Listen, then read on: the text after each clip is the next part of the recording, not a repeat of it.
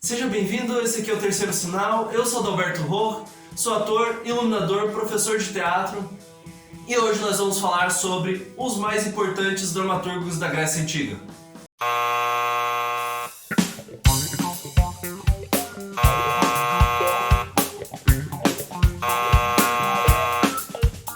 Primeiro, fazer um breve comentário aqui com vocês de que esse vídeo vai sair, no canal aqui, tá saindo agora no canal, no Dia das Mães, e fica a reflexão por que a gente frequentemente vê as pessoas falando sobre, tipo, o pai da aviação, o pai de tal coisa. No caso, assim, esses três dramaturgos que eu vou falar agora são praticamente dá pra gente considerar como os pais do que seria, a tragédia grega, e que foi originar depois boa parte do conhecimento que a gente tem sobre tragédia, sobre drama, e deu base para muita coisa na nossa sociedade ocidental. E raramente a gente vê alguém falando sobre, sei lá, o papel da mãe, a mãe criadora de tal coisa, a mãe disso, a mãe daquilo. Tipo, isso a gente tem uma cultura pouco disso. O porquê que a gente tem isso? Se vocês tiverem algum palpite aí, quiserem comentar, pode comentar à vontade aí. Ou se não, isso é mentira e existe a mãe criadora do teatro, comentem aí também. Enfim, mas aqui vamos falar primeiro do Ésquilo. Quem são os três, Primeiro só dar um spoiler básico. Então, primeiro, quem são os três que a gente vai falar? Ésquilo, Sófocles e Eurípides.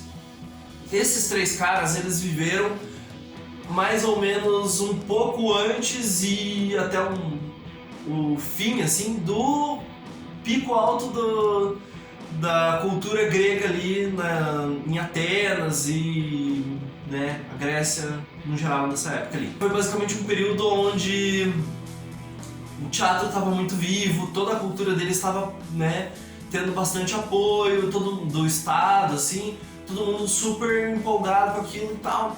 E era uma Grécia super forte, assim. Então, eles viveram, a parte mais importante, tecnicamente, assim, na história da Grécia, assim, Então, a partir dos escritos deles, inclusive, ajudaram os historiadores a entender muito do que foi a Grécia. E, por exemplo, Ésquilo, ele morreu, só pra vocês terem uma ideia, em aproximadamente 456 a.C. Então, tipo, é uma história bem, antiga. E é um cara que ele lutou em várias guerras pela Grécia. Então, tipo, tem a guerra lá do 300, que tem o filme, ele lutou, tem uma guerra que foi logo em seguida, ele tava lá. Inclusive tem um texto, uma tragédia que ele escreveu, que é Os Persas, que é sobre uma guerra logo depois ali, que dele, até aparece o personagem do Xerxes e tal.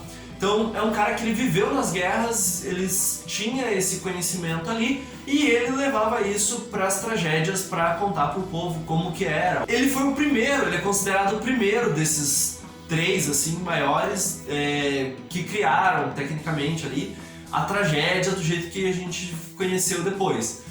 Pode ter tido outras pessoas, mas esses três a gente sabe que foram bem importantes, e também que esses três, assim, chegou alguns escritos deles completos e que dão margem pra gente entender como que era a escrita deles e da galera daquela época. Enfim, tem vários relatos que cruzam e que dá pra gente saber deles aí. O Ésquilo, ele trouxe uma inovação pra dentro da tragédia, que foi colocar dois personagens ao mesmo tempo, dois atores ao mesmo tempo no palco do teatro. Até então, no teatro, lá na tragédia, no começo lá, existia o coro. O coro, um grupo de pessoas contando a história pro povo. Aí, de repente, no meio cantando as músicas sobre Dionísio. Aí depois, até tem um vídeo que eu falo sobre tragédia, comédia e tal, não sei o que, talvez ajude também a entender um pouco disso. Mas enfim, depois tem um momento onde de um coro tinha um ator principal e o coro, que aí esse ator praticamente dialogava com o coro.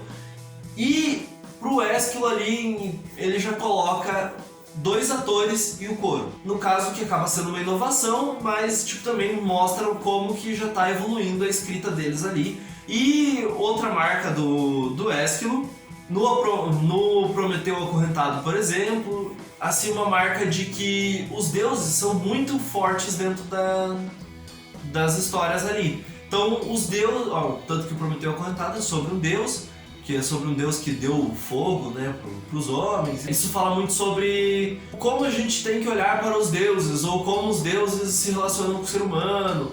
Fala sobre, basicamente, assim, a importância dos deuses, de certa forma. Então, o Ésquilo tá muito nesse lugar, assim, e isso, né, tipo, tem uma certa importância ali, se for pensar na tragédia lá dos gregos. Aí, o que acontece com essa história do Ésquilo ali, por exemplo?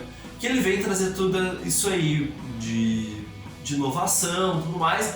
Ele foi um dos que foi, tipo, muito importante de ganhar prêmios e tudo mais, e não sei o quê. E contemporâneo a ele, em certa parte da vida ali, foi Sófocles, que era um cara que, tipo, começou a ganhar prêmios competindo com o Ésquilo. Então ele tinha como base já o que o Ésquilo estava escrevendo e partiu dali para a inovação. Então ele já colocou 3 atores ao mesmo tempo no palco, mais o coro. Ou já foi uma mudança em questão de estrutura também de como as coisas aconteciam. Então, se pro Ésquilo você tinha muito mais os deuses no pedestal e os deuses assim como mostrando como que as coisas aconteciam, e que até para um deus que traísse os outros, a vontade dos deuses maiores é o que prevaleceria, e até tipo, isso meio que sirva de lição para os humanos, uma coisa assim.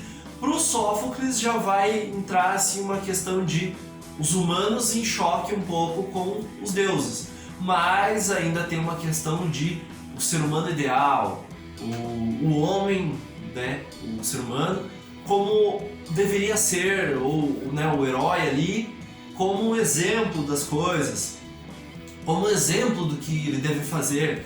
Que aí você tem, né, a história do Sófocles que ele escreveu, que foi o principal assim, dele, é a trilogia tebana que chamam, que é Édipo em Colono e Antígona, que basicamente conta a história do Édipo, que o cara lá que casou com a mãe e matou o pai sem saber, mas tipo, aí no caso ele vai descobrir isso e não sei o que, e daí vai ficar amaldiçoado e vai amaldiçoar a própria família e vai, nossa, tragédia. Já falei, inclusive, acho que do Édipo aqui em alguns vídeos, hein? Mais de um, se não dá. Mas fica aí a recomendação. Que o Édipo, ele tenta fugir do seu destino, tenta ignorar o oráculo, ou melhor, né, não ignorar, mas enfrentar, tentar, não. Então, se o oráculo disse que eu seria a pessoa que faria tal coisa, eu vou pro outro lado.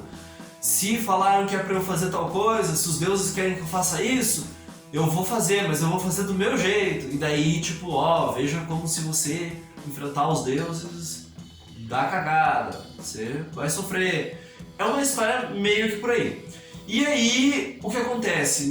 O Édipo e Colono é tipo assim, as consequências depois disso, e Antígona é os filhos do Édipo, que é tipo uma tragédia dos descendentes do cara lá. Ou seja, os caras que já sofreram, tendo a história do pai, né, tipo, sofreu, e eles ainda sofrem, porque daí é uma história de 2 irmãos que se matam, um brigando com o outro, e depois 2 irmãs que ficam tipo, meio que brigando entre elas e brigando com o rei e a principal, que é a Antígona, né, tendo que brigar por causa de uma questão de poder enterrar o irmão, tipo, a família, tipo, é pesado o negócio, só clima pra cima.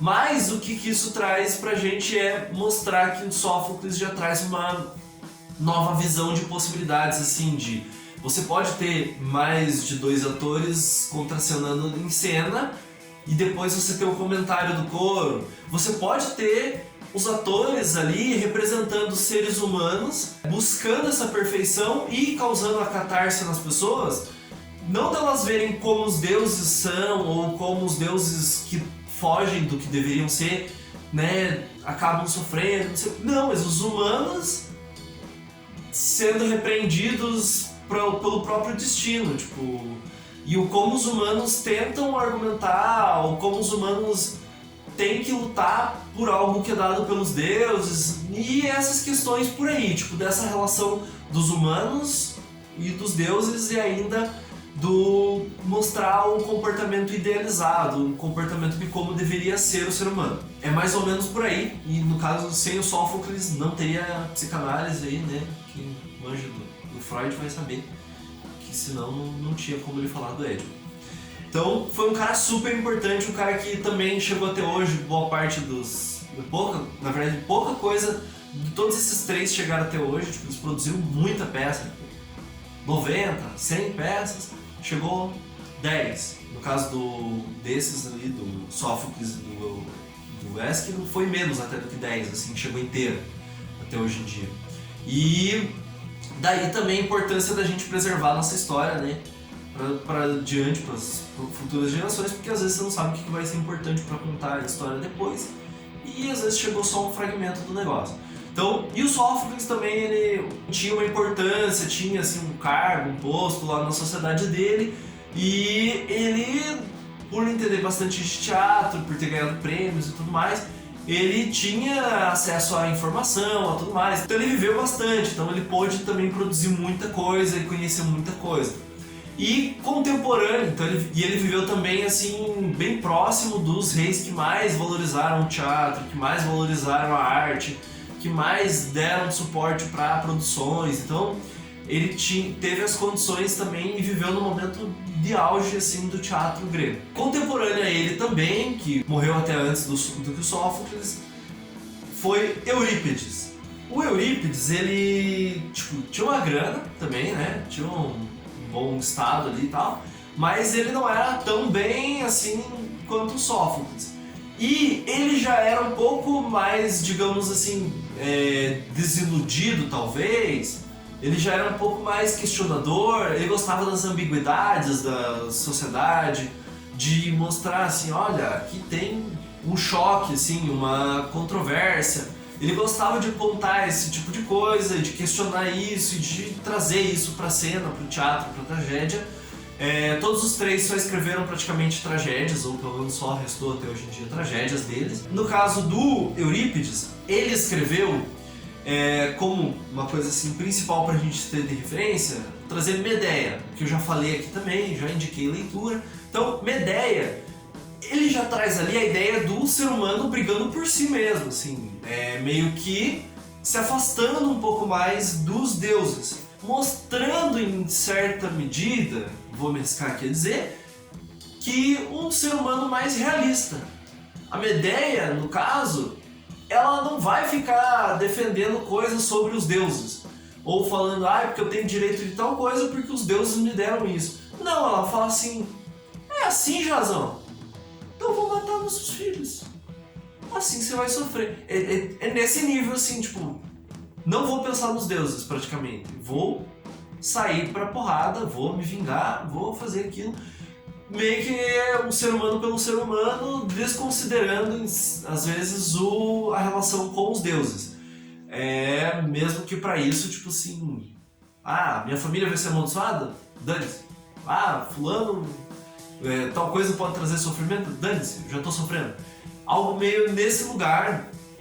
E tanto que eu li que o Eurípides foi até acusado na época, assim, correu o risco ali, de ser chamado de ateu. Então, foi um negócio que para a sociedade grega na época, que era super religiosa, isso era grave. Então, no caso, o Eurípides daí ele já trouxe um outro posicionamento e também ele traz, de certa forma, um protagonismo feminino. Então, né, a gente começou falando sobre o Dia das Mães, sobre a mulher e tal. As mulheres nas peças deles já são, né, ali, que nem a Medeia, alguém que tem um protagonismo maior, assim, nesse sentido de tudo é em torno dela. A Antígona é a protagonista lá no Sófocles, mas assim, ainda tem uma certa relação dela com o masculino, com o homem, né, tem uma outra questão dela tá brigando pelo homem, por exemplo, de certa forma. Agora a Medeia não, é tipo assim, ela briga com o homem, assim, ela por ela, praticamente. O Eurípides também chegou poucos textos dele, mas é o que mais tem textos completos, assim, desses três. E eles viveram praticamente na mesma época, né? Tem um pouco de distância de um pro outro ali, talvez, tal.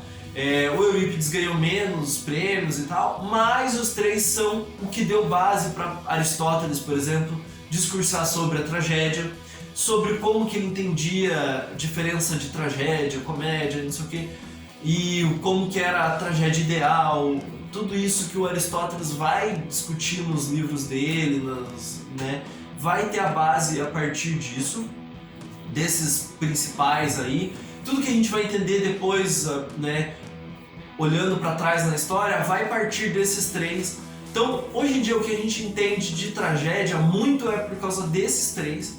O que depois foi virar o drama, né? Um filme de drama, uma comédia dramática. O que vai virar tudo isso também parte de você entender o que é catarse, o que é a tragédia grega e o que é o trabalho desses três caras. Então eles, assim, os três foram de suma importância e tem uma grande relação de um deles, né, o mais velho, trazer ali uma ligação muito forte com os deuses, de mostrar o ideal ali da sociedade grega, super militar e super religiosa. Um outro trazer um equilíbrio, de certa forma, entre a aproximação do ser humano com os deuses e o ser humano tentar ser o ideal para os deuses, né, e para os outros seres humanos seguirem isso como exemplo.